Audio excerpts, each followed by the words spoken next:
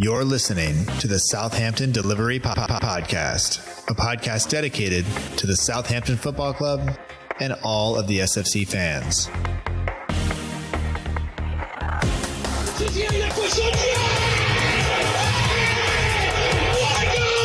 If you want to have guarantees, you have to buy a washing machine. Fonte with a scooping header. We don't lose a match, either we win or we learn. And today we learned. Отдача, Остин! Все-таки забил! It's infield to Mane, 25 yards out. Lovely ball for Bella. Onside, 1-0. Buffon shot! Oh my word! Unbelievable. We ran around the pitch like Bambi on ice. It was very, very embarrassing to watch. And now, your host, Matt Markstone. Hello and welcome to another episode of the Southampton Delivery Podcast, a podcast and newsletter dedicated to the Southampton Football Club and all of the SFC fans, and available right here on southamptondelivery.com. My name is Matt Markstone. I am the host of the show, and no matter where you are, no matter how you may be listening, whether this is your first time or you've been here before, thanks for making the show a part of your day. I hope you enjoy it, and I hope that you are well, and I hope that you are excited for the return of the Premier League, even if you are a little bit conflicted, a little bit nervous, a little bit not sure how things are going to go, because really none of us are. And although I am very much looking forward to it, I'm also not sure if I'm allowed to look forward to it or if I should be thinking about other bigger things in life. But honestly, this week we're going to talk about the return of football, because that is what is happening this week. Saints are back on Friday. 9 more games to go in the season. New contracts for Hasenhüttl and Long and Smallbone. I think things are mostly good in the realm of Saints, including a friendly win, behind closed doors friendly. Which, do we have to say behind closed doors anymore, or do we just say friendly, because they're all behind closed doors, right? So I don't know. We'll figure it out. This week on the show, I'm joined by Carl Anka, the Athletic's Carl Anka. He is, of course, the Saints reporter for The Athletic. If you have not signed up for that, you don't know what it's about, there are links in the show notes. There's a discount for the rest of the season. That link is down there. Carl brought that to you. It came out on Monday. If you're listening on Tuesday, it's still valid. It'll get you a discount for the rest of the season or for the rest of the year. I'm not sure, since I already paid full price. So thanks for that, Carl. Anyway, if you want to follow Carl on Twitter, you can do that. He's at Anchorman616. The link to that is in the show notes. Go check out his writing if you haven't done it. There's also a free trial period, so you can see if you like it. But hope you enjoyed the show. Thank you so much for putting up with me and listening to this over the course of the break, we'll call it. And I'm really looking forward to getting back to discussing football and other things as well, but actual football. That's going to be great. And anyway, let's get to the show. Here's my conversation with Carl Anka. I hope that you enjoy it. I will talk to you on the other side.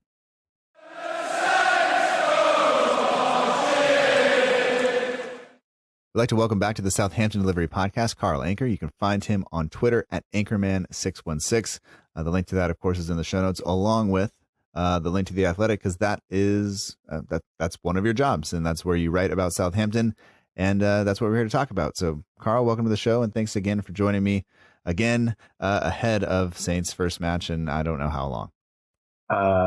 March 7th, 1-0 defeat against Newcastle, which I think 92 days ago.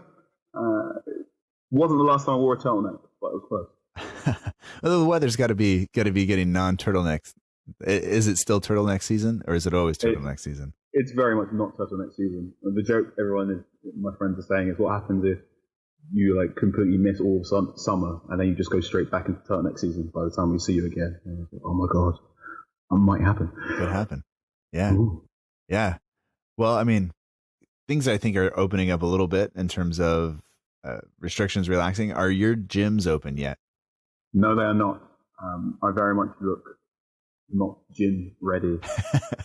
I think the best way you can describe my physical appearance is Childish Gambino in the This Is America video. Okay. He's just got the big hair, but he's also got a little bit of a pot belly when he's topless.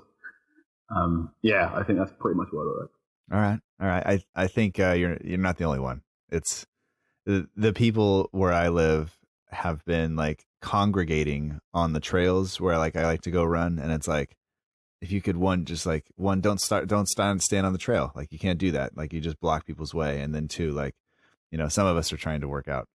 This is the one place we can do it until yesterday. The gyms opened yesterday. So we'll see how many people are in there with their masks on. And I can't wait for the gym selfies to return. It'll be a good reason for me to get off Instagram because I'll be tired of it. But I mean, so can I just ask you, like, what's work been like for you over this time with no football and like no in-person meetings, and like how have you found trying to write about the team and kind of keep everybody up to date? And you've done a fantastic job, but like how hard has that been for you? Very, to be perfectly honest with you. So as a relatively rookie football journalist, this is my first year, and when there is no football, coming up with ideas when you don't have that game every single Saturday and you don't have that press conference every single Thursday, it is a lot harder. You may have seen a lot of my articles. I like writing about stats and the XG stuff. And that's a lot harder to do when there are no games going on. So what I've had to do is basically learn and improve. Like many people under the age of 30, I am definitely afraid of using the phone and calling people up out of the blue. But one thing that I've had to learn to do and learn to get better at is calling people. So I think if you look at all of sports media during lockdown, and this is not just football, the best websites and the best writers have more or less learned to write about three different things at the same time. So you've got those writers who write nostalgia pieces. So on this day, 10, 15, 20 years ago, this was going on. Or remember this old player, remember this player who was really good for like a season. So you get a groove writing those articles. And one thing that's been quite fun for me is quite a lot of recent professionals who've retired. They're in the same circumstances as you. They're at home. They're on lockdown. They're probably playing too much FIFA or can't play golf or can't do the thing they want to do. So if you call them up and say, "Hey, do you want to spend half an hour talking about one of the greatest days in your life?" A lot of them say yes. So getting those interviews has been quite fun. I had some really good chats with Matt Letizia and Marion Pajas during lockdown. And another Southampton player has been in contact with me recently. I should really text him back very soon. So thank you for reminding me. Yeah. So you get doing that. There's also the other strand of basically writing about what's currently going on. So what are the players doing? Transfer stuff, what they're doing in lockdown, who's growing a really bad haircut, who's making banana bread, who seems to have like shaved all their hair off. And that's like strand 2. And then there's also strand 3 of just trying to predict what happens next. So the business side of the sport you're covering, transfer stuff, who's losing money, what contracts are coming in, and all the good writers and the good sports companies hit those 3 strands very, very well. I hope I've done that sort of stuff. I've written some stuff during lockdown that I'm very, very proud of. I've written stuff during lockdown where I can look at the paragraph and go, that's the point where I lost my mind. But I hope everyone found something that was entertaining in the 90 days without football. I think the interesting thing here was, a Premier League season is a marathon. And what we've just done is have a 3-month pause. And we've accidentally ended up doing an Ironman competition. And now you've got to go back into the swimming bit or the cycling bit now. And I'm excited. I'm also partway writing stuff going, how on earth did I write about football 3 times a week when there were games? Yeah. Well, it's so weird because there was a point when I was doing the show that it was just looking at it going like, I don't even know what we're going to talk about. I have no idea what is here. And some people have said good job for keeping it going. And part of it for me is I needed contact with somebody other than my 2 children and my wife. We were literally stuck in the house for however long. And I needed to talk to somebody, which is probably not the best thing to put out on the internet. But I think some of the episodes I listened back to and I'm just like, man, I can't believe I let that fly. But for the most part, I think it winds up being okay. And there's enough to kind of, there are bits and pieces, like you said, with the nostalgia piece, you could go back and look at some of those things. And what I was going to say is you read about Parhars, and that's before I was ever a fan. And you're kind of in that same boat because, you didn't grow up in Southampton kind of as a Southampton fan. And so so when I read that from you, it's encouraging to me that you bring the history kind of for me a little bit, maybe differently than somebody who's from Southampton would explain it, if that makes sense. Yeah, I think I've been on this podcast previously, and I said I'm got to hold my hands up and say I'm not gonna ever pretend to know more about Southampton's past than your average Southampton. Right. I think I've been the part of the agreement between myself and Southampton fans is 2019-20. I'm gonna know everything. Everything you can find out. I want to try and find out more than you can find out. I want to try and find out stuff before you can find it out. I'm also going to try and find out stuff before it happens. And like anything up until around about 2015, I'm going to have a pretty good idea of it, because that's also when I joined Twitter 2011, but 2014-15 after the World Cup is when I started really experimenting with football and social media, shall we say. Okay. So up until then, I've got pretty good memories. Anything before 2015, if you tell me something happened in Southampton, I'm gonna believe you. Southampton played in a black and green kit once. What? Yeah, sure, fine. Okay. One season, Ricky Lambert scored 34 goals. Seems absurd. Let me research it. Oh, he did. And that's the sort of agreement we've had, where you have the Q&As on the Athletic, and I'm like, just tell me what you want. If there's something from recent history that you'd like to see a perspective on, or sort of outside of the idea, was this as good as I remember, I can provide that. So I was talking to some older Southampton fans recently, and they said, in the same way that the 1976 FA Cup final win is really formative to one generation, the Great Escape at the end of the 99 season is formative for another generation of Southampton fans. Yeah. And I wrote the piece, How Did Southampton Escape in 1999? And I went through the match reports, and I'm looking through it, and that is an absurd season. Mm-hmm. Southampton's highest position the entire season was 17th. And they were only out of the relegation for, I think, a combined 5 weeks, and yet they still didn't get relegated. You're not meant to do that. You're not meant to be that bad for that long, or to put your head out at the last moment and then not go down. And part of that was Marion Park. Yeah. And you track him down. I managed to track him down basically because I bumped into James Beattie in the street one day during lockdown when he was, I think he was like leaving Sports Direct, and he was trying to buy some trainers for his kids. And I had a chat with him, because obviously we had an interview previously, and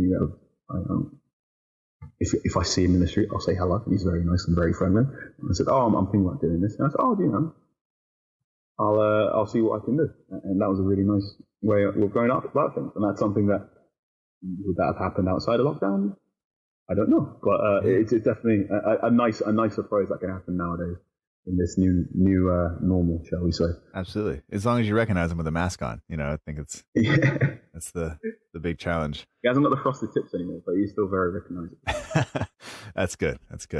I guess just in terms of Project Restart in general, in terms of the Premier League, like what have we seen in terms of changes from them and kind of their plan for getting this going? Because there were a number of things that were possibly going to happen, from neutral venues to things like that.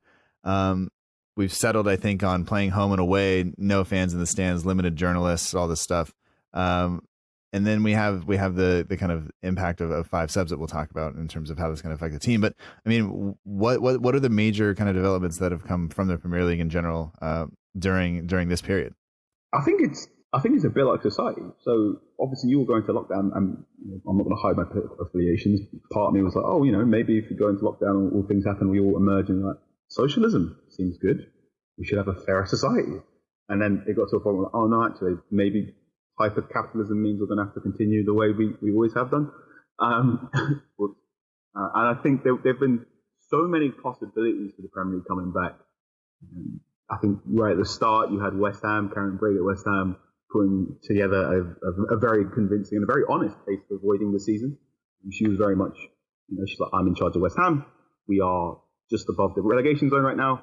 It's in my interest for us to null and void the season. I'm not going to hide why I want this happening, but also in healthy reasons we should do that. And I appreciated her candor in that sort of statement. And I think there was a point in time where it looked as if null and voiding was going to happen. When the Dutch league, then Visa did it, I thought, hang on. And then Belgian league did it, Dutch league did it, League On did it, and we're going, interesting. And then I think another thing that's become really apparent in England as well is just the disparity, the financial disparity between the Premier League and the rest of English football. Absolutely. So as we're recording this, League One and League Two have been ended. They're doing promotion and relegation on points per game. So anyone that spent lockdown watching Sunderland Till I Die season 3 is going to have a really interesting ending. Again, they're not going to get promoted in like the most bizarre way again. So that's going to be very interesting. I think the financial disparity and basically how many clubs in the football pyramid that were basically going the longer we continue without TV broadcasting, without playing football games, the more unsustainable we have was startling. And how many football clubs, I think basically from like 5th position down from the Championship, were going, we need something. Whereas the Premier League, again, quite a few of the clubs in the Premier League were also in interesting financial situations, but the fact they could survive a bit longer was interesting. There was also the conversation about football clubs furloughing staff, which football clubs decided to furlough staff, which football clubs decided to not furlough staff. You look at the reaction that happened when Tottenham Hotspur and then Liverpool decided to furlough staff and then reversed it. You look at how Southampton Football Club was the first Premier League football club to have players do a wage deferral. I'm only new to Southampton, but I was quite proud of that. And when I went to report that story and research that story and find out how important Ryan Bertrand was involved in getting that to happen, and Ryan Bertrand's argument, and the point he made to the majority of the Southampton team was basically, it's, we're Southampton, we look after our own. We as players should protect Southampton staff rather than rely on the government's furlough scheme, which at the moment is still volatile, to protect our staff. Was particularly interesting to look at there. And then I think that basically up until like a month ago, I was very much on the expectation the Premier League would return, but perhaps would return to St George's facility, so in a completely neutral location. And then there were some very, very interesting counter arguments put forward by some Premier League clubs. So Brighton especially didn't want football to happen in neutral venues. They wanted to have it in a native stadium, shall we say. So we have gone, in the last 90 days, we've gone through at least 4 or 5 different possibilities of football. And Project Restart took a number of meetings. I think we're in our 7th round of COVID-19 testing as well. We're seeing socially distanced football training, socially distanced football travel. I think it's a very particularly interesting normal where you think that a Premier League football team is possibly, or being amongst the Premier League football team is possibly one of the safest places you can be from COVID-19, which is it's a bit absurd when you think about it that way. Yeah. But also that they are being sent into work or in close contact work before many of us are as well. So interesting times to be a football journalist, and things are changing at such a rapid rate that credit to those who got certain deals over the line, credit to those who are reporting it, because again, we're not meeting face to face, so you can't have that sort of I'll meet you in a pub, switch off your phone, I'll talk to you off record conversation that you used to be having, right, as well. So reporting the stories could be slightly harder. One example of this was when we're talking about wage deferrals. Southampton was the first club to announce their wage deferral. I still don't know the percentage of what wages they took for the deferral. I was told one number by one person, another number by another person, another number by one other person. And I think it's because people within Southampton have the opinion of, if we let it be known how much we are deferring, we put a precedent out there, and we add pressure to other clubs that may not be able to match that, or other clubs to think they should have to outdo it, and then possibly make Southampton look bad, which is one of those weird things of football business, and how you realise sometimes football pretends like it's chess, but actually it's a very complicated game of poker. Yeah. It's that wage deferral thing you mentioned, being proud of that, and that was one of those things where you could look at that, wake up, and that in a time when there aren't a lot of reasons to smile. Like, that was one of those reasons that in terms of football, that would put a smile on your face, because you just look at the team and go, like, they're doing the right thing. And to hear that that's coming from Bertrand, somebody who's been around the team, who, is a leader, but maybe obviously doesn't wear the armband anymore. And it didn't really seem to fit him when he had it, but you can be a leader without having to wear that armband. And that sounds like something that, he's in touch with, kind of the the community and what it means, and it's nice to see that there is a family kind of atmosphere around it. It seems like, because you would stand up for your family, and you would make sure you would take some hardship on yourself to be able to do that. And I think one of the things that I was most shocked by is how just financially kind of volatile the Premier League is, and how these teams just don't have cash reserves that can sustain, a kind of a long layoff. And to be honest, like, I guess I just didn't really do the math in terms of, you think about the wage packets these guys are on, and not just the players, but the number of staff that have to be there, and just to pay them, a decent wage, what that looks like on a month-to-month basis. And the money's not coming in. All of a sudden, everybody's in trouble. And financial experts say you got to have a 6-month kind of, runway in terms of if something happens. And I mean, that's really hard to do as an individual or as a family, never mind as a football club with, international contracts and everything else coming into it, and giant wages that need to come through. But yeah, I don't know. I'm pretty happy with how the club, I guess, has handled all of that stuff. And I'm really excited about football coming back. I'm also really nervous about it coming back. And I just don't really know.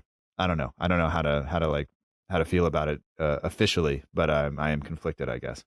Oh yeah. So I'll bring up one statistic that plays on my mind a lot. When Leeds United got relegated from the Premier League in mid 2000, when they got relegated, the statistic that was always brought forward was the fact their turnover to wages was 70%. And that's why they had to do the fire sale, and doing a league was that's why they sort of tumbled down the league, because they had gone all in on wages. They had, this 70%. How on earth could you spend 70% of your money on player wages? Yeah. That was ridiculous. Where, as the financial record for everyone in the Premier League, this is around about the time of the year when you find out the financial records for last season. As those became released, you realize that that's the normal right now for clubs in England. The majority of football clubs have, the amount of money they spend is on wages, on player wages. And you're going, just 15 years ago, that was regarded as a financial absurdity, and it just didn't know, which is, one, it shows that the ruthless financial pace of the Premier League, and how it makes me a bit ick to describe Southampton Football Club as a company, but there are people within Southampton Football Club that describe it as a company, and there are people within every single football club that describe their football clubs as companies, because that's what they are now. They're businesses, they're companies. They hire many people. I once wrote after a particularly disappointing Southampton defeat at home in December to West Ham, where I sort of left the stadium and it was their Christmas party, and I just watched hundreds of staff affiliated with Southampton Football Club go into the St Mary's for their Christmas party, and you were, at the time it was December, and Southampton looked pretty bad as a football club, and you sort of got worried what would happen if this club got relegated. How many of these staff possibly wouldn't be here anymore? That thankfully isn't going to happen, and also thankfully, thanks to the work of Ryan Bertrand and to a number of people at Southampton, all of those people currently are receiving 100% of their wage, which is great, and that's how you do it properly, all right, as it were. But you do get these reminders every now and again when you're looking at the facts and figures that football is so much more than what happens for 90 minutes on the pitch. Yeah.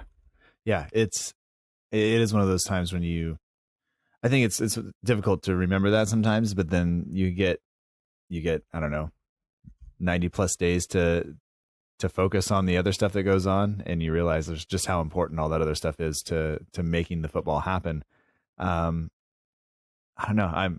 I'm still a little conflicted about the no fans in the stadium, because I feel like that is a big part of what makes it. But I also realize that if some of these games don't go off, if the Premier League doesn't return that gigantic payment back to the broadcasters, that could end football clubs. And I'd rather have football back in the future, meaning I have to deal with it in a different way now with no fans in the stadium, than saying like, nope, I'll only take it this way, and that means I may not have it later, if that makes sense. Yeah, it's one of the a real moral conundrum. Right? I think one of the things we're all basically saying is, I just like football, and you need to see if you're okay with saying that. Right? Football's going to come back. It's not going to be perfect because of numerous health concerns, and one reason we're doing this is because of the large financial implications if football doesn't come back. are you okay with football coming back in this state? And I think everyone's answer is yes, question mark. Yeah. To varying degrees. And there are some people where the answer is no, with an exclamation mark. And I think it's interesting seeing all of those opinions come to the fore. And I'm looking at what's happening in League One and League Two. And there are some football clubs in there rightfully agree with what's happening. I'm seeing teams in League One and League Two that are just like, yeah, sound happy with that. That'll do. All right, cool. Yeah. Another year, let's go. I don't think anyone is wrong here, but you can sense the nervousness in my tone. Yeah.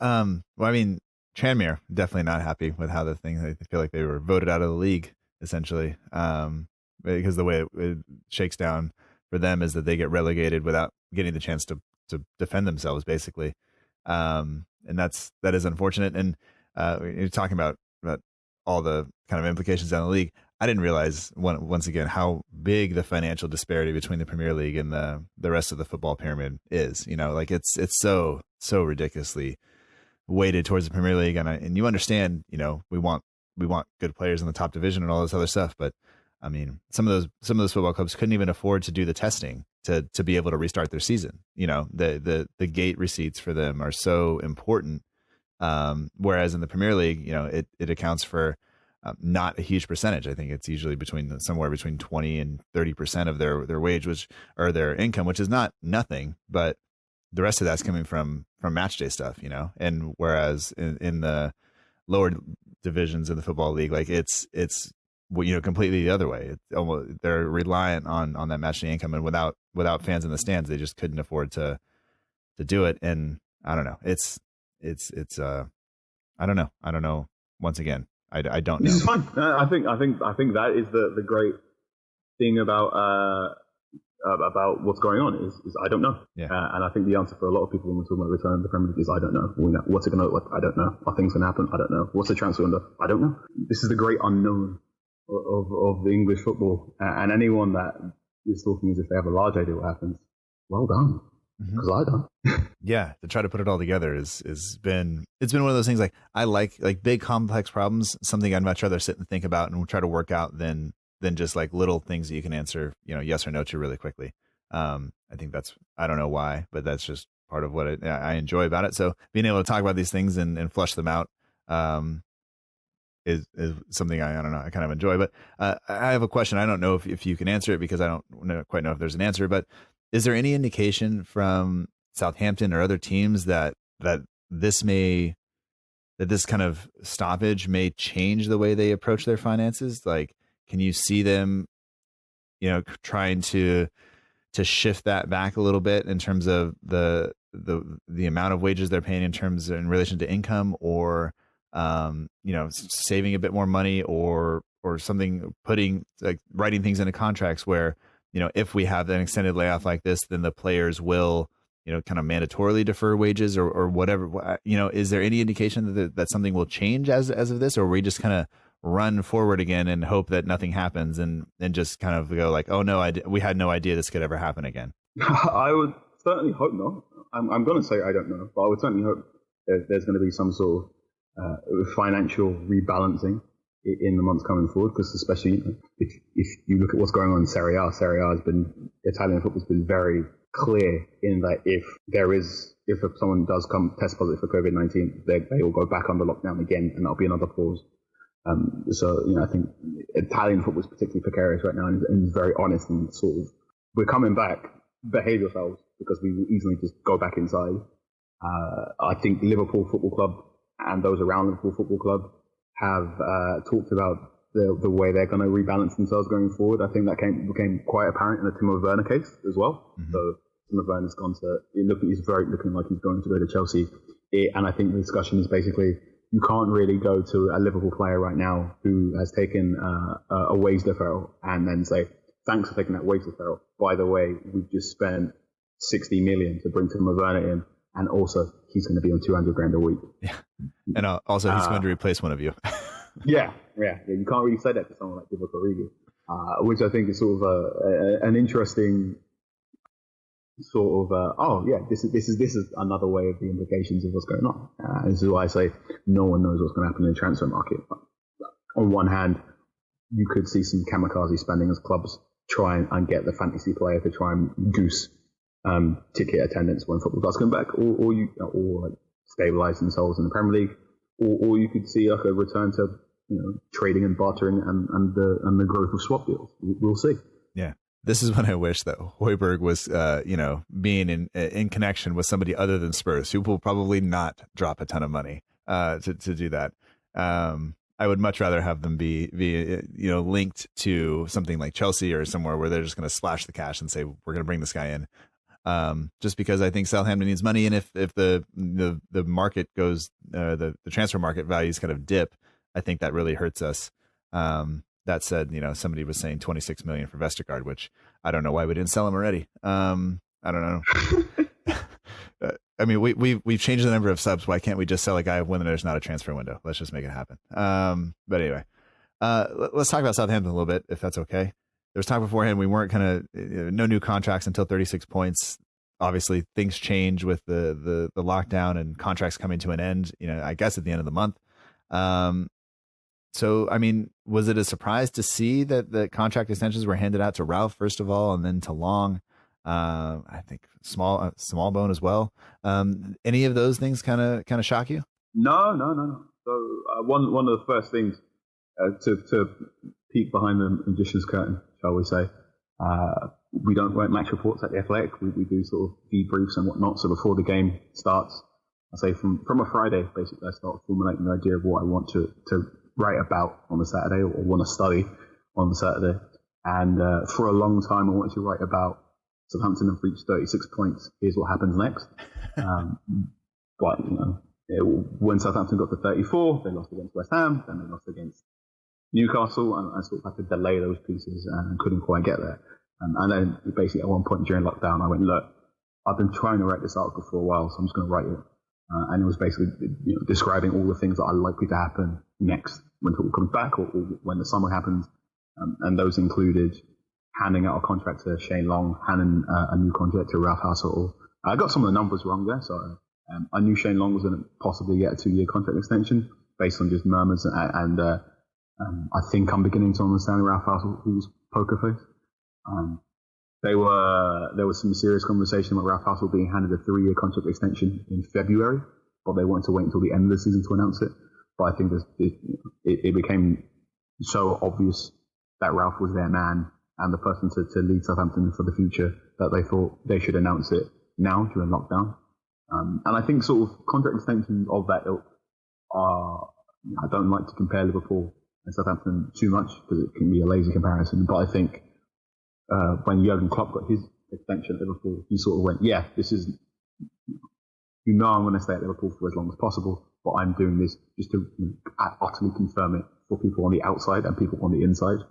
It's a lot easier to bring players in when they know I'm going to be here until 2024. Yeah. And I think that's what Southampton are doing, where we all sort of knew Ralph Hasenhüttl was going to get a contract extension, but now that it's been done, everyone inside and outside Southampton now know what Southampton is going to be about.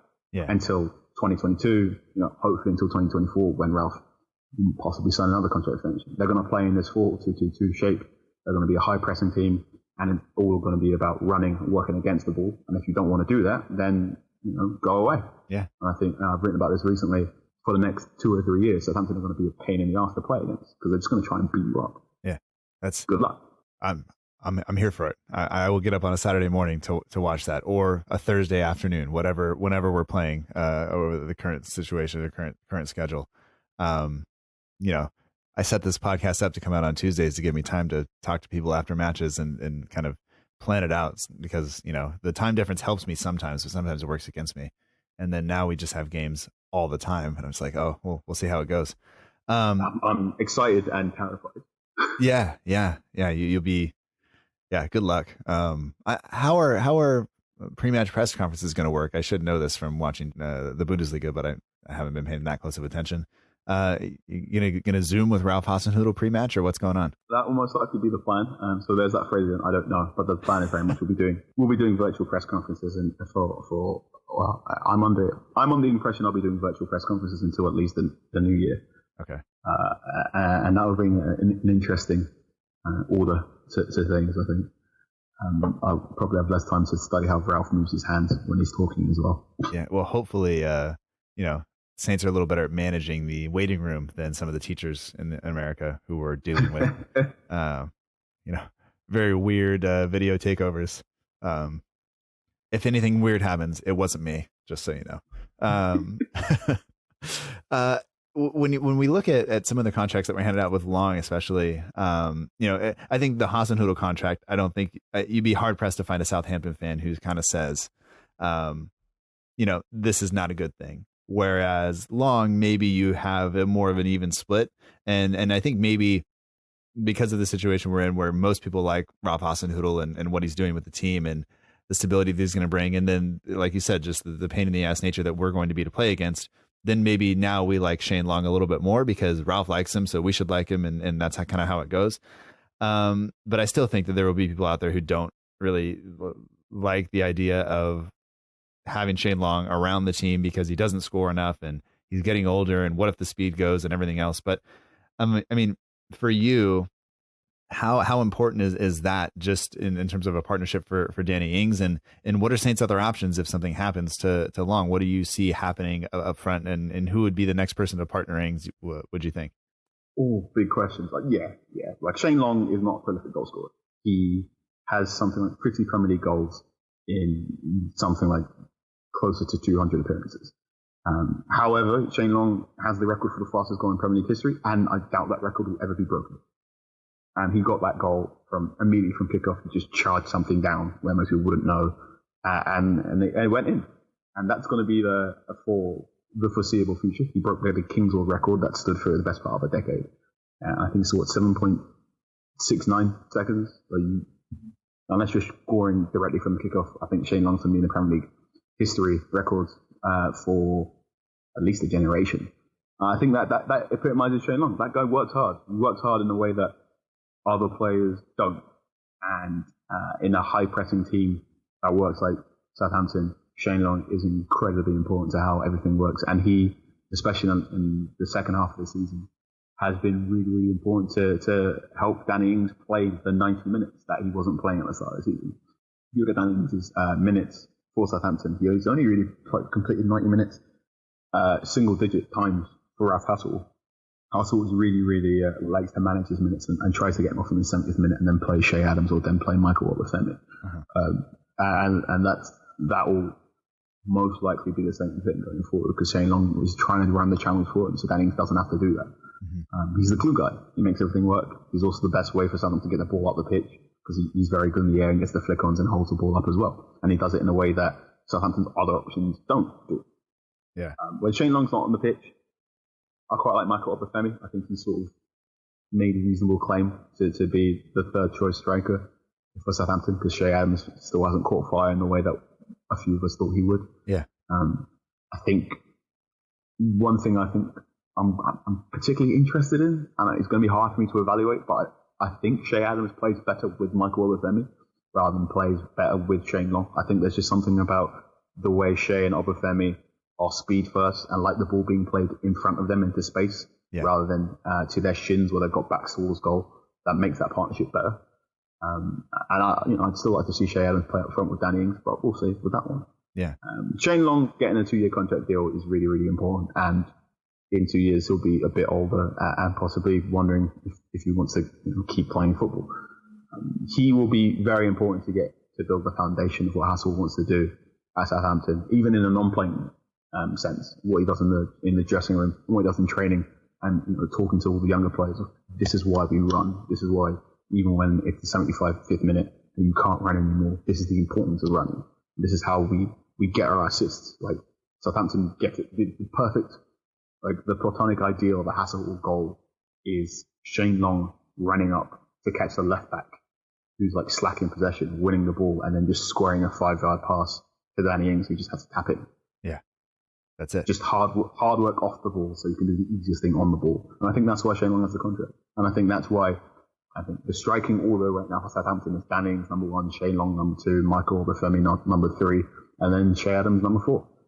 Yeah, and I don't think you can really complain about that, because I think, like you said, that it works a lot better with those two on the pitch at the same time, and the ability to keep Danny Ings on the pitch, the effort that Long displays, and I think Hasenhüttl said earlier this season, might have even been you who wrote it, just that, you know, Long doesn't complain, you know, and he doesn't have to say to Ralph, you know, pull me off in the 60th minute before the game. Like, Ralph can look at him and Long looks at him and goes like, I'm shattered, and then Ralph pulls him off, and then you know, and Shane Long runs until he can't run anymore, and then he's done. And that's when you, as I guess, you know, when you look at the importance of bringing through youth players and signing these young guys, like, you know, talk about Smallbone signing the contract extension in a second. As a guy who's coming into the first team, when you look at one of the more veteran players, a guy who's at the end of his career, who is out there outrunning you every single day in training and running himself into the ground every single match, like, and when he walks by you, you better be able to look him in the eye and say, I'm doing the same thing as you. You know, there's no reason to let, you know, quote unquote, that old man, even though I'm older than him, like, do that. Like, you better keep up with him. And I think that role can't be, I think, forgotten in this, and for Long to play that role, and, you know, however much money we have to pay him to go do that, I think do it, because it's going to help those younger players, whether it's, and not necessarily just like Obafemi or Adams, because I think they're doing it too, but these guys who are going to be coming in the team in the next 2 years, as the youth team comes in to play more with the first team, I think that's super, super important to make sure that happens. Absolutely. I don't know. It can't be overstated how important, when you've got a manager like Hassel who stresses the need of running and stresses the need of hard work, and you're playing this sort of smash mouth footballing style, and, you know, Ralph Hassel, who's a guy who wants to bring through youth talent, it can't be overstated how important it could be in the dressing room. You know, and I'm not gonna say Shane Long's a bust, but Shane Long will admit himself he's not the most technically talented football player of all time. And I think that could be really powerful for an 18, 19-year-old football player going, hang on, I'm better technically than this guy. Why is he playing ahead of him? And then the man goes, he runs better than me. What are you going to do about it? Yeah. As somebody who's gotten by on just sheer effort for most of his life, I understand that. Yeah. It's technically gifted, not something anybody has ever said about me in any aspect of my life. I'll run and run and run like a discount Musa Sissoko. Oh, man. You made me smile there. Thank you. Let's talk about Smallbone real quick. You know, he signs that contract extension. I think that just signals the willingness to kind of make sure these youth players are there. And then he did play in the Bristol friendly on Friday. I don't think anybody was there, but, you know, from the highlights, he looked like he played a pretty tidy role in I think it was the second goal. I mean, do you see him kind of coming into the first team, especially with the Højbjerg situation where we don't really know what's going to happen? Can you see him and Ward-Prowse playing next to each other, or do you think that's still a ways off? I mean, we still got the question of, is Ward-Prowse Southampton's best right back? It's a weird situation as well. Sorry to bring that one up. Yeah, I think at the time and place for Smallbone at the moment, it was very telling that when he got his debut in the Premier League and he played against Aston Villa, he looked fantastic. And then he played the next game against West Ham, and then he just got beaten up. Mm-hmm. He is 20 years of age. He is a slim fit, slender build, shall we say? Yeah. A string bean, if you want to be a bit too informal with it. And he's really neat and tidy on the ball. He grew up idolizing Andres Iniesta, and you can see that in how he plays, and he's constantly scanning the pitch. He wants to move the ball, and I think in time he will be a valued asset. I think what was really telling at the start, in recent press conferences when we talked about Smallbone, especially after the Aston Villa win, Hassel said, I knew from the start of the season I want to play this kid. I just need to pick the right time, because the FA Cup allowed me to give him one test, but I need to know the right time to play in the Premier League, because I need to pick the right game and the right setting where the pressure was off Southampton a little bit, and I knew the opposition wasn't going to just muscle him off the ball. And I think you're going to see that a lot with a lot of these academy players, because and this is why Hassel was spent the lockdown writing this playbook, this Southampton playbook, or the iBook he's calling, which is basically going to completely change what the academy is going to do. So in previous years, the academy has been possession football first. So it's all about looking off the ball, passing the ball left and right, tiki-taka, if you want to use the disparaging term. Whereas Hassel is all about ball wins. It's all about getting up in people's faces. It's all about making those presses. It's all about those pressing triggers. Something I think anyone watching Southampton games when the Premier League comes back, watch Hassel on the sideline and watch how accurately he is talking to his wide players and his flankers. So you can see him on the pitch pointing to the opposition fullback or pointing to the opposition winger, and then, almost like a dog in a leash going, wait for it, wait for it, wait for it, or wait for it, blue foul. Now you can go. Now you should press it. Now you should do stuff. It was something I picked up quite early on in a game against Tottenham away from home where they lost, and I could literally see Ralph's go, wait for it, now. And again, quite late in the FA Cup game, you could see him just get apoplectic at Buffal because Buffal wasn't paying attention. And that's something you'll get to see, and you'll probably get to hear, depending on what sound option you'll get. And I think that's going to be really, really important for these academy players who are going to spend, you've been a professional footballer in some shape or form since the age of 9, and now you're 19, and now your manager's going, you have to run. It's not about what you do with the ball, it's what you do when you don't have the ball. Yeah. And that's going to be a big thing for Smallman, Nathan Teller, Dan and Dulu, Michael Obafemi, Jake Vokins especially. He's going to be talking about the 1v1s and what you do out of possession. Yeah. Yeah. It'll be, I mean, that's actually something you mentioned there where we may get more insight into Ralph's management with nobody in the stands because we'll be able to hear him, and maybe slightly more focus will be on that. I still find it really weird that I can hear the ball being kicked every single time, like on the highlights of the friendly. It's a little weird, and it sounds echoey. It sounds like if a podcast guest called in and was sounding like that, I'd be like, we should change rooms. You should get out of the cathedral at this moment, and it's going to be weird, but it's going to be what it is. So I'm actually, It is. One thing I always say when you watch football behind closed doors is obviously, football and sports presentation has got to a point where they like to present sport as a slick Hollywood movie or a production. And it's sort of, you get these Red Mondays or it's the Derby, and they put these short documentary packages together, and you think you're going to watch this glossy, high-end, 35 million, 130 million Hollywood film, because that's what football is now. It's multi-millions of pounds in TV broadcasting being pumped in to make everything look as shiny and as clean as possible, and pump the product of the Barclays Premier League. Mm-hmm. It's not even the Barclays Premier League anymore. I just say it because that's the meme. The Premier League. And then when you watch football behind closed doors, you remember football is a play. It's theatre, or it's like, or when you watch football behind closed doors, you're watching essentially a theatre rehearsal. So things go wrong. You can hear one thing, another thing you have to look forward to. Is just how important Jack Stevens is in Southampton's defence. Because that guy is just always talking, man on, left, right, who's with me, I'm on my own. That's one thing you're going to really see. Just how many times the person who's at left back or the person's at right back out of position, and you can, Jack Stevens is just screaming, oi, get in position again. Or when Højbjerg makes his pass and he's going to everyone, wait, calm down. Just calm down. You've got the ball again. Chill out for a bit. Yeah. And that'll be, I think those will be some things to really look forward to, or look forward to, shall we say, to look out for when the football comes back. Absolutely. A couple of changes, and I have questions in terms of impact of this time off, because I think some of the stuff that we've seen in terms of, I guess, just match fitness and some of the German teams who like to press and work hard against the ball have maybe struggled a little bit more than the teams who are really confident at keeping the ball. Do you, once again, like, it's hard to say, but do you anticipate Saints being fully fit and ready to go? Or do you think that maybe this time off, those pressing triggers and things like that, maybe off a little bit, and we may see them struggle as we come back into this? I think it'll be both. So as a pressing style, so Hampton's pressing style is pressing passing lane. So it's not, I think the most common way we think about pressing is basically just that person's got the ball running in his face. Yeah. Which is, that's the most basic version of pressing. And that's, before we called it pressing, we called it closing down in pods. That's what Alex Ferguson's United did. That's what Alan Hansen, Liverpool team was quite good at.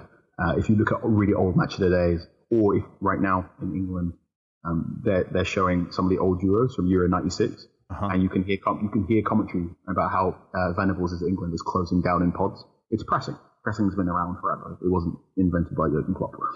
But the version, so that's like basic pressing. And the version Hassel wants to do is he wants to basically set traps. So I've said it before, the most common thing they do is the centre-back got the ball. He then wants the wide player, be it Redmond or Buffal or Gineppa, to stand in between the centre-back and the left-back. So once you press that passing lane, the centre-back has no other option but to pass it forward into midfield. And the idea is once it gets to the midfield, like James Ward-Prowse or Højbjerg beats them up, wins the ball back, and then passes to Dan Ings or Shane Long, who can have a shot. That's got its pluses and minuses as versions of pressing. It's slightly less intense on the legs than, say, the full court press or the swarming press that early Klopp used to do. But it requires mental fitness and it requires mental awareness. You've got to keep looking around the pitch, or he's got the ball, there he is, I have to move there. Yeah. And is that possible at the start of the season? It took a while for Southampton to learn that at the start of the season. Bear in mind, at the start of the season they were playing 3-5-2 and didn't play the 4-2-2-2 until Bournemouth, and even then they lost in part because Ralph was playing Kevin Danzo at left back. Mm-hmm. So things like that are a worry. There is that sort of, if you look at the Bundesliga right now, there's just a massive advantage for teams playing away from home. Just the majority of the teams playing away from home are winning at the moment, which I think is quite interesting. I don't know how someone playing. And I do, you do get the sense that the teams that play in a sort of low block or middle block and play direct football, like West Ham or like Burnley, or what I should say, the team Southampton are particularly bad against playing, are going to do all right. Yeah. I'm going to be really interested to see how Southampton play at home without fans.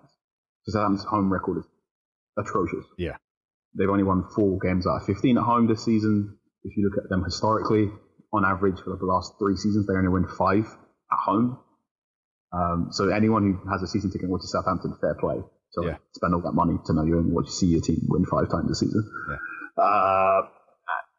In terms of fitness, I think everyone is going to be off the pace or slightly off the pace. And I think everyone's going to be at that state of, are you on the Community Shield? So the first game of the season where the quality of the Community Shield isn't very good. And it's very telling that a Community Shield doesn't have extra time. It just goes straight to penalties.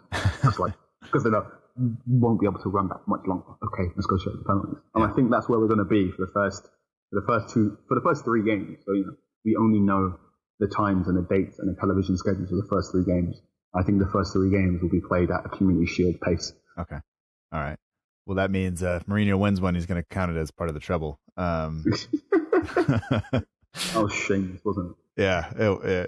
You got to do what you got to do. Like whatever you got to do to pump yourself up. But that's usually the stuff you do at home before you go out in public. And then you don't say that in public, but that's fine. I'll be interested to see how this works. And I guess the next part of that is part of the reason playing games in such quick succession, at kind of maybe the lack of fitness that they're at means that injuries are probably more likely to occur, especially like muscle injuries and things like this.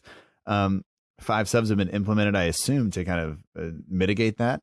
But when you look at some of the teams, I've heard arguments that, some of the bigger teams that have all these stars on the bench, all of a sudden, they can just put out 5 new players and that will be, that's almost half the team they're going to refresh. It's half the outfield players they're going to be able to refresh.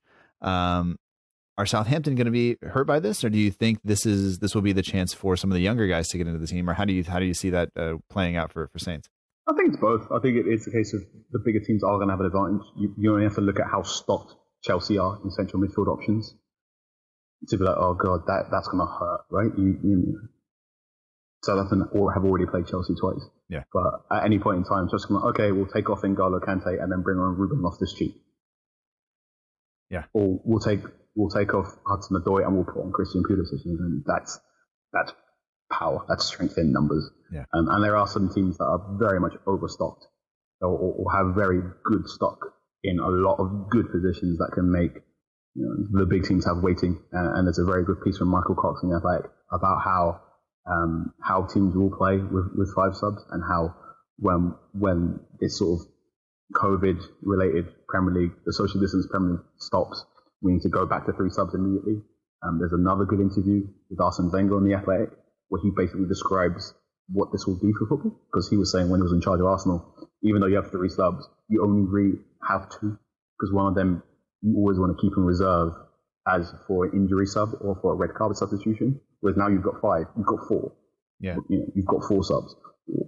Or, it's that thing of Southampton haven't got the big, tell a lie, Southampton have a very big squad. Hassel is trying to trim it down. Right. And I think what you're going to see from Southampton and from quite a few of this quote unquote smaller clubs is just a lot more young players. This is more of a hunch, but I think you're playing behind closed doors. If you're a team like Southampton where you've pretty much got nothing really to play for, I think the highest position they can finish now is 12th, and they are as close to being safe from relegation without being mathematically safe from relegation. So I think the thing for Hassel now is basically going, you know what? There's not true pressure in terms of playing football. And we're not playing in front of fans, so no one's going to boo you or call you an idiot if you don't do your job. So why don't I play Nathan Tella? Why don't I give Dan and Drew some game time in sort of a, not quite a free hit, but I'm going to try and see if you want to play Hassel football. Yeah. Yeah. Show me you want it, right? Like, and this is where the Shane Long effort, if these guys go out there and don't put in that effort, just put your head down and go sit in the corner because you blew it. You got to go. This out would there. be a very, very interesting time to just keep tabs of. I'm sure the Athletic or one website will do this very, very soon. Just start taking notes of every single player who makes their Premier League debut behind closed doors, because that'll be a fun pub quiz question one day. Yeah. Just which one was it? Because I imagine come the end of everyone's playing 9 games each at least. Come the end of this spell. I'd say I'd wager every Premier League club will have at least 2 debutants. Yeah, that would make sense. I think that's the time. Those 9 games, by the way, all on TV for all the teams, more times than Southampton were televised last season. I think is the last season, the season before, whatever accounts just came out. You look at everybody gets paid for 10 TV appearances. We didn't even get that because the type of football we were playing the past few seasons before Hasenhüttl. Not really worth watching for the for the casual maybe neutral fan, not going to tune in to watch us pass the ball amongst the 5 defenders and the goalkeeper. But anyway, we're past that now, thank God. Going forward, we have some listener questions in terms of just predictions for the Norwich match, and I guess we have a couple of questions that'll feed into that. So one's from Luke Millard, is one of the patrons, said, if everyone is fit, who is our best starting 11? And a different question is who starts against Watford. I don't know if he meant Watford or Norwich, because we played Norwich first, right? I'm not a complete moron. It's Norwich, Arsenal, and then Watford.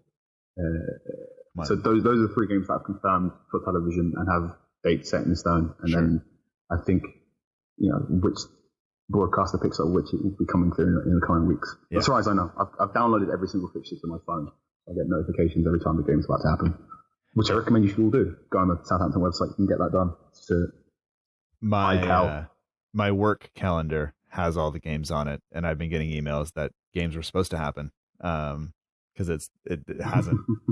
It just, I'm like, well, I should just go in and delete it. But I'm also like, I have this refusal now. It's summer vacation. I'm not logging into work. So like the notifications will come through, but I'm not going to go in and fix it because I just don't care. So when I get up at 4 a.m. on a Saturday for a game that's not happening, that's my fault. Anyway, so if everyone's fit, who starts? And then who do you think will start against Norwich? We have 4.5 hours for you to get through this one, so go for it. I think everyone is fit at the current point in time. So Nathan Redmond was the only major injury going into, if you put the clock back, Southampton were meant to play Norwich on March 14th. And I think going into that game, the only injured personnel there was Nathan Redmond, who had a muscle injury.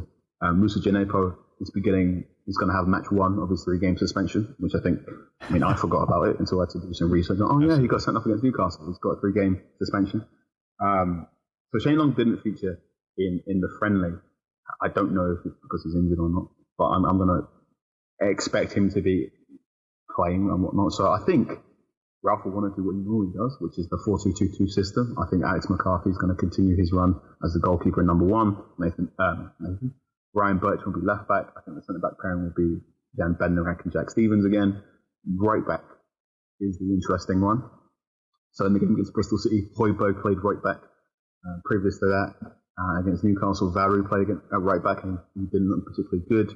Carl Walker-Peters has had a sort of false dawn in his right back in his sort of game for Southampton, so he wasn't particularly impressive in the defeat against Burnley, and then just hasn't featured since.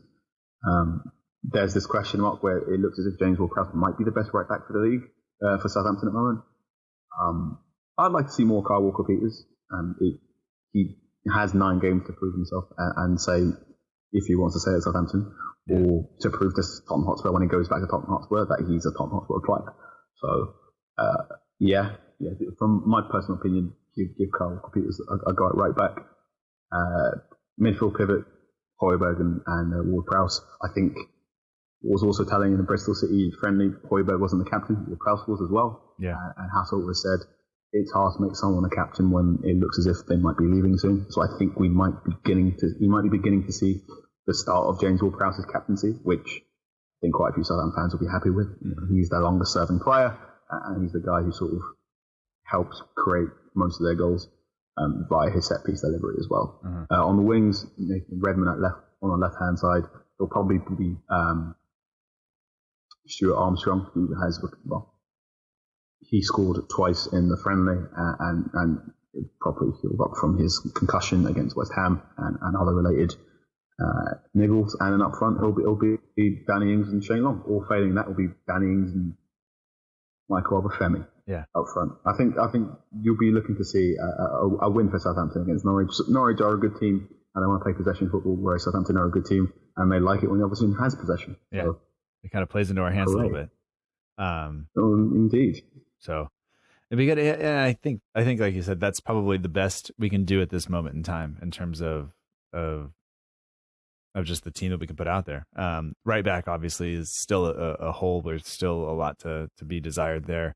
And yeah, we'll see. And with Ward-Prowse being the captain yesterday, that Ralph is backing up what he said, about the Højbjerg situation. And, if you're not going to sign the contract, it's hard to make you captain. And I think Højbjerg has to understand that, right? Like he's got to get that in his head. He's been around long enough to kind of get that. So I don't know. I don't see him kicking up a fuss, hopefully, over having that armband taken from him, if that's the case. And if you look at players who came from Portsmouth or who were born in Portsmouth who've done good things for Southampton, there's Bobby Stokes, and then there's James Ward-Prowse. And I think if James Ward-Prowse can do anything as important as Bobby Stokes did, then that'd be great.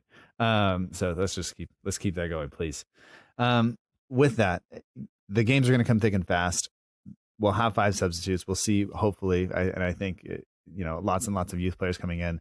I just hope that we don't see the changing of the starting lineup so much over the course of the games, because they're going to come so fast. I hope that we don't get a completely different, not like the second half of a friendly where it's just like a completely different 11 players when you turn around and play. And I worry about that sometimes, but we'll have to just see how fast the games come over the course of that. I have a couple of questions that aren't necessarily related to any one particular match, but do you have, from the Southampton fan page one on Instagram, do you have a favorite Southampton player? It's Danny Ings by quite some margin at the moment. Oh God, that boy! He's taking my kids to college.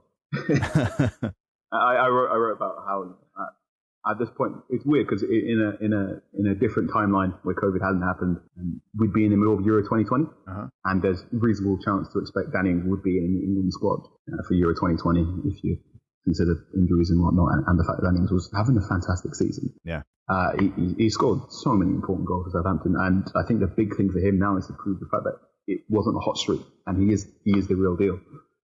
If he wants, he's made no secret of wanting to be an England player and wanting to go to possible Euro 2020 tournaments, and this is the time where he proved himself again and saying, no, it wasn't me just getting lucky or riding an extra hot streak, but I am a genuinely good European quality, international striker quality football player. And I think he is. I think he can be. I also really enjoy James Ward-Prowse and how, I'm not going to say it, but you know what I normally say about James Ward-Prowse and how he secretly is something. Yeah. I quite enjoy Stuart Armstrong and how, like, the really intelligent way he interprets his job on the right-hand side of the 4-2-2-2. in that sometimes he like switches over and becomes the middle person in the midfield three. The team becomes a 4-3-3 when Redmond bombs forward. Redmond is excellent, even though he can frustrate me when he's doing a counter attack and makes the wrong pass. And I really like Ryan Bertrand, and I think it's quite sad that Ryan Bertrand has been at Southampton for 5 years and hasn't got a fan chant. Yeah, what is it? Just because of the name and it's difficult to work into that? I don't know. It is strange. Someone that's played for over 200 games and hasn't and been there for 5 years and hasn't got a fan chant. And unfortunately, he won't be able to get a fan chant when football comes back. But I think people would want to give him a fan chant, especially over the role he played in terms of the wage deferral. So yeah. If there's any ask I make of Southampton fans going forward, is a fan chant for Ryan Bertrand would be very nice. Well, this is where the Saints media team could really do it. If they come up with the fan chant and then they pipe it in, we'll hear it. And then we'll pick it up. So they just got to sing it. They got to get all the Southampton staff to sing it, and then they'll just pipe it in. It'll be great, or it'll be awful. And I'm surprised. I mean, the guys from the In That Number podcast, I'm surprised they haven't come up with one. And maybe they haven't. I just missed that episode. But there's got to be something. There is one last question here. It's from CXX. Oh, it's from Curtis with 2 X's in his name on Instagram. And he says, who do you think is better out of Matt Letizia, Ricky Lambert, or Danny Ings? But I'll just ask you this, because I don't want you to not be able to walk around Southampton, because there's no winning that. If you could pick one at any point in their career to put in your team, only one, who do you pick? 2010, 2011, Ricky Lambert. All right. Yeah. I think it's very much a generational thing. So of an old generation, you want Matt Letizia. I think Ricky Lambert, Matt Letizier's first ballot Hall of Famer in the Southampton Hall of Fame. I think number 2 is probably Ricky Lambert now, and 3, Franny Benali, and then you they're all excellent, but I think there was also, age profiles play away into that sort of thing. Yeah. But I had a lot of fun writing about the best version of Ricky Lambert in lockdown, someone close to Ricky Lambert made it very clear to me that he sort of agreed with my estimation and ranking, which meant a lot to me as well. Yeah. So, Ricky Lambert in the season in Championship, that would be the player I would drop into my team. Okay. If he wants to come back and try it, be okay with that. But yeah. So if people want to get your writing, and obviously you mentioned before, and I think people probably know, hopefully, that the Athletic doesn't do match reports, but you will be, you do write about the matches. There's a theme that you take and kind of run with that usually comes out on a Monday, I think, if we play on a Saturday, but now I don't know when those come out because of how often the games are going to come. But people can do that. They can go to the Athletic. It's got its own app. It's on the internet. The link is in the show notes. And if people want to sign up for that, what's the best way for them to do that? Okay. So from Monday, the Athletic is going to be doing a very big Premier League's back sort of thing. So does this episode go live? Tuesday. Okay, so by the time you're hearing this, we'll be in full swing of celebrating the fact the Premier League is back. So the Athletic will be offering 40% off to new subscribers. So if you go to theathletic.com/all20 teams, 20 is the number 20. You can get 40% off your subscription, and we'll be away. So from Monday at 8:30. Okay. So by the time you listen to this, we will be in full swing celebrating the fact the Premier League is back. Just talking about everything that's going on. By the time this episode goes live, something listeners will be able to enjoy on the Tuesday is we'll be doing a live Zoom for everyone, really. So we'll be doing a live Zoom show, and every single club reporter in the Premier League will jump in and explain to fans what you can look forward to in the Premier League from their team. So I will be there from 7:45, just before 7:45. So 20 to 8 to 7:45 BST. I'll be there on Zoom talking to James McNicholas, otherwise known as Gunner Block, about everything you need to know about Southampton. All right. And then from about 8:15 BST, I will be the host. I'll be talking to everyone else about their clubs as well. I'll be trying to wear my best suit for that. I'm allowed to tell you this because this will all be live on the Tuesday as well. And then throughout the week, it's just going to be constantly talking about things to do with the Premier League being back, being really, really excited.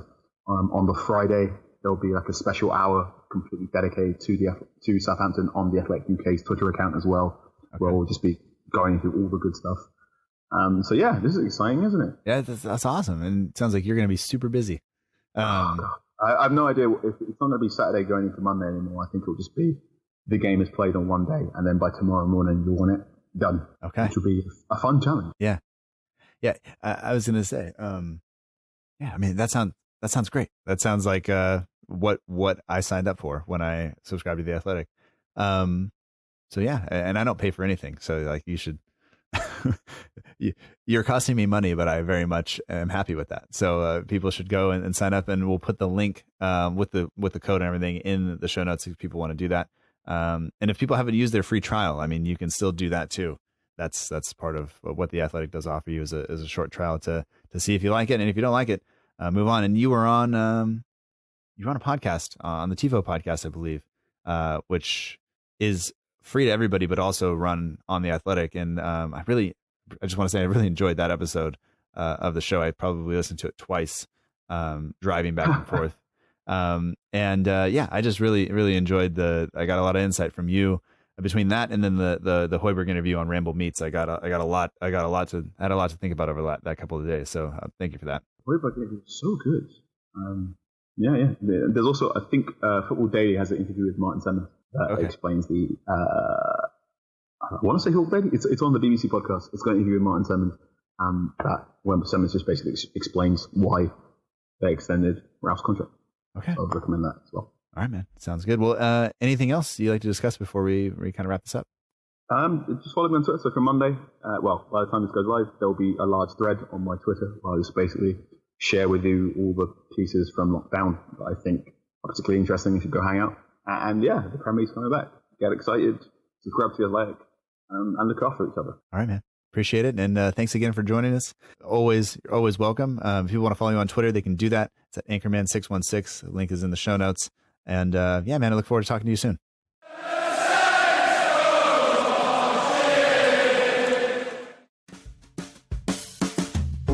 And that does it for this week's episode of the Southampton Delivery Podcast. Thank you so much for joining us. I hope you've enjoyed it. Special thanks this week goes out to Carl Anka, The Athletic's Carl Anka, who you can find on Twitter at Anchorman616. Give him a follow. Give his writing a try. There's a free trial period on The Athletic. There's a special link to get you a discount for the rest of the season or the rest of the year or a full year. I'm not exactly sure. As I said before, I paid full price. You don't have to. Check it out. Enjoy the fact that football is back. And I can't say as a subscriber to The Athletic that it is worth it, at least for me. The content that is there for not just Saints, but the rest of the Premier League, the Astros, they cheat, I know, but all of that is there. And if you like other sports, they have writing on all of that stuff too. Podcasts as well. I enjoy it. You might as well. If not, that's on you. That's fine. This show's free. You don't have to pay for it. You're already subscribed. And if you're not, you can do that if you go to southamptondelivery.com. I would very much appreciate it if you subscribe for free to this. Yeah, that's it. If you want to follow along on Twitter, Instagram, or Facebook, you can do that. We are at SFCDELL_IVERY on both Twitter and Instagram. We're also on Facebook at facebook.com/SFC Delivery. There's no underscore in the Facebook address. And if you just go to southamptondelivery.com, you can subscribe to the show. You can sign up for the newsletter, or you can follow along on social media. All the links are there. Go check it out. The show would be impossible without the partners of the show. So special thanks to Matt Beeling of the We Are Southampton page on Instagram. For all your match day edits, polls, competitions, and more, be sure to check out the We Are Southampton page on Instagram. And also to the Southampton page on Twitter. They are the official partner of the show. Stay in touch with them to keep you up to date with everything going on around the club. That does it for this week. I look forward to talking to you next week. And until then, remember that together, we march on.